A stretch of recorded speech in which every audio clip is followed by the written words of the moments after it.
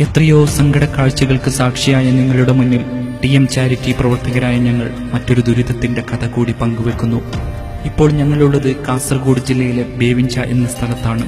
ഈ കുന്നിനുമുകളിൽ നിന്ന് നോക്കിയാൽ പാട്ടുപാടി ഒഴുകുന്ന ചന്ദ്രഗിരിപ്പുഴയും അതിന് വട്ടമിട്ട് നിൽക്കുന്ന വയലും പാടങ്ങളുമെല്ലാം കാണാം. അതിനരികിൽ തെക്കിൽ പാലത്തിന്റെ സൗന്ദര്യവുമുണ്ട്. നോക്കി നിന്നു പോകുന്ന സുന്ദര കാഴ്ചകൾ. എന്നാൽ അവിടെ നിന്ന് അല്പം താഴോട്ടിറങ്ങി സ്റ്റാർ നഗറിലെ വളവിലെത്തിയാൽ നിങ്ങളുടെ എല്ലാ ആഹ്ലാദവും തീർന്നു പോകും. അവിടെ ഒരു കൂരയിൽ വയസ്സായ ഉപ്പയും ബുദ്ധിമാന്ദ്യമുള്ള ഉമ്മയും അവരുടെ മനോനില തെറ്റിയ മകനും ജീവിക്കുന്ന അവസ്ഥ കണ്ടാൽ നിങ്ങളുടെ കണ്ണ് നിറഞ്ഞു പോകും. പട്ടയം പോലുമില്ലാത്ത ഭൂമിയിൽ തേപ്പുപണി പോലും നടത്താത്ത ഓടിട്ട കൊച്ചുകുടിൽ. പല ദിക്കിലും കല്ലുകൾ ഇളകി നിൽക്കുന്നു. ഓടുകൾ അങ്ങിങ്ങായി ചിതറിയിട്ടുണ്ട്. അതിനിടയിലാണോ ഇവർ ജീവിക്കുന്നത് എന്ന് പറഞ്ഞ് ആശങ്കയുടെ ചോദ്യമുയർത്തുന്ന കൂട്ടുകാരാ, ഈ പറഞ്ഞു വരുന്നതിനേക്കാൾ അപ്പുറമാണ് അവരുടെ ദുരിതം. അവരുടെ പ്രതീക്ഷയും സ്വപ്നവുമായ പൊന്നുമോൻ മനോനില തെറ്റി വല്ലാത്തൊരവസ്ഥയിൽ കഴിയുന്നു. കുഞ്ഞുനാള് തൊട്ടേ മനസ്സിന്റെ നില തെറ്റിപ്പോയ അവൻ കുസൃതിയുടെയും കുരുത്തക്കേടിന്റെയും ആൾരൂപമാണ്. അതുകൊണ്ട് തന്നെ സക്കീർ എന്ന് വിളിക്കുന്ന അവന് സദാസമയവും ഒരു കയറിൽ കെട്ടി നിർത്തും. ഒന്ന് ഓടി നടക്കാൻ പോലും ആവാതെ ഒച്ചവെക്കുന്ന ആ കുഞ്ഞുമോൻ വല്ലാത്ത സങ്കട കാഴ്ച തന്നെയാണ്. കെട്ടി നിർത്തുകയല്ലാതെ ഞങ്ങൾക്ക് മറ്റൊരു വഴിയുമില്ലെന്ന് പറയുന്ന ആ ഉപ്പ അവനെ പൊന്നുമോനെ എന്ന് വിളിച്ച് തലോടി കൊഞ്ചുന്നു.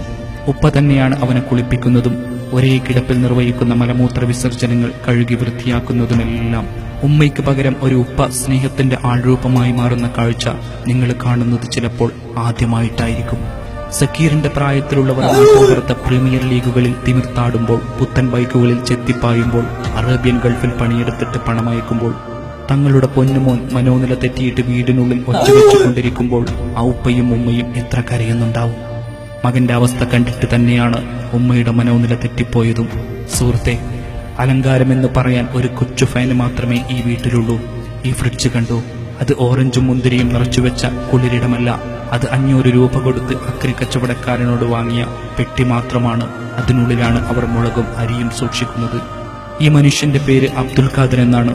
എത്രയോ കാലമായി ഇയാളും കുടുംബവും ദുരിത ജീവിതം നയിക്കുന്നു. ഭൂമിയുടെ പട്ടയത്തിന് വേണ്ടി ഓടി നടക്കുന്നു.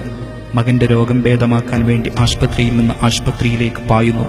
നല്ലവരായ നാട്ടുകാരുടെ സഹായം കൊണ്ടാണ് അവർ ഇത്രയും കാലം ജീവിച്ചു പോന്നത്. പ്രിയ കൂട്ടുകാരാ, പറഞ്ഞ കഥകളൊക്കെ കരയിപ്പിച്ചിട്ടുണ്ടാവും. കാഴ്ചകളൊക്കെ നിങ്ങളെ അത്ഭുതപ്പെടുത്തിയിട്ടുണ്ടാവും. എങ്കിൽ ഒന്നുകൂടി കാണിച്ചോട്ടെ. കണ്ണു പൊത്തരുത്. ഇതിവരുടെ കിച്ചണാണ്. ഈ കടച്ചൽ കല്ലിന്റെ അരികത്തുള്ള ഈ സാധനം കണ്ടോ? ഇതാണ് അവരുടെ ക്ലോസറ്റ്. ഭക്ഷണം ഉണ്ടാക്കുന്നതും മലമൂത്ര വിസർജനം നടത്തുന്നതും ഒരേ ദിക്കിലാണ്. ഇനി ഞങ്ങൾക്കൊന്നും പറഞ്ഞു തരാനില്ല. അവർക്ക് നല്ലൊരു വീടും നല്ലൊരു ടോയ്ലറ്റും ഉണ്ടാക്കാൻ സഹായിക്കണമെന്ന് പറയുന്നതിനോടൊപ്പം ഞങ്ങൾ ഒന്ന് മാത്രം പറയുന്നു. നിങ്ങളൊന്ന് ബേവിഞ്ചയിലെ സ്റ്റാർ നഗറിൽ വരണം.